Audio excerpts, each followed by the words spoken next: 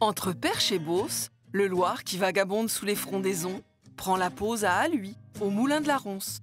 En 1968, c'était Philippe Noiret et Marlène Jobert qui l'avaient prise ici, à l'occasion d'une des scènes d'Alexandre le Bienheureux. C'est un moulin du XVIe siècle qui était rattaché à un château, qui avait également sa ferme. Et à la Révolution, le château a disparu et la ferme et le moulin ont été vendus. Dans les années 50, il a perdu sa roue qui n'avait plus d'utilité. Et puis aujourd'hui, il est moulin d'hôtes. Cette décoration et cet ameublement, c'est nous. Donc c'est des meubles de famille, c'est des meubles de designers qui sont des meubles signés. Et c'est aussi des meubles qu'on chine. On adore faire les brocantes du Perche. Donc c'est un mélange des trois, mais c'est surtout ce qu'on aime. De l'ancienne ferme et du vieux moulin, ils ont conservé la plupart des éléments. L'idée, c'était d'être bien à la campagne, au bord de la rivière, avec le confort et en même temps la beauté de la pierre et la présence de la nature. Et c'est ce que les autres viennent chercher ici. En Anjou, le plus emblématique des villages de bord de Loire, c'est Montsoreau.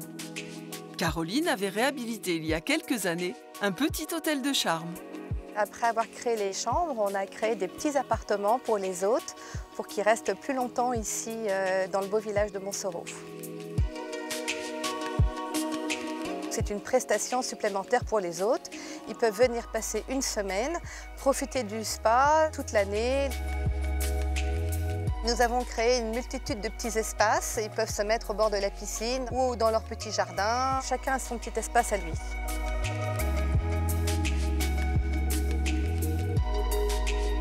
Ces petites maisons nous rappellent toujours la Loire, le bleu prédomine, beaucoup de bois flotté, beaucoup de jeans, beaucoup de matières naturelles. Le jean, c'était le dress code des mariniers? Je ne sais pas s'il y avait beaucoup de jeans sur les tenues des mariniers, mais ici le bleu c'est un clin d'œil et on l'a utilisé pour faire des têtes de lit, ça fait beaucoup rire les autres.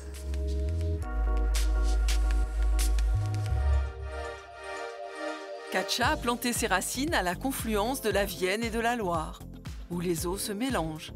La Vienne est plus sombre, la Loire pastel. Ça fait à peu près 40 années que je vis ici. Ça m'a inspiré pour mon travail de céramique, les couleurs, le bleu, le gris bleuté de la Loire et des ardoises. Ce sont mes parents qui ont acheté le château. Et donc, lorsque ça a été vendu, ça aurait dû normalement être un crève-cœur. Et en fait, les nouveaux propriétaires avec lesquels j'ai eu des rapports privilégiés, ça a été beaucoup plus une transmission. Et les nouveaux propriétaires, qu'est-ce qui les a séduits? Quand on est arrivé ici avec mon mari, on a eu un coup de cœur quand on a vu la vue, qu'on a vu cette bâtisse. On a tout de suite compris qu'on pourrait faire quelque chose d'extraordinaire ici. Si l'ancienne résidence d'été des évêques de Tours a conservé une chambre au château dans l'atmosphère de l'époque, pour les suites, c'était une autre histoire à inventer. On a créé comme un petit hôtel autour du château, 4 maisons de village et les rues du village sont un peu les couloirs de l'hôtel. Chaque fois qu'on a pu, on a conservé la pierre de tuffeau, qui est la pierre du village. Nous avons essayé de donner un aspect très contemporain à tout ce que nous avons ajouté.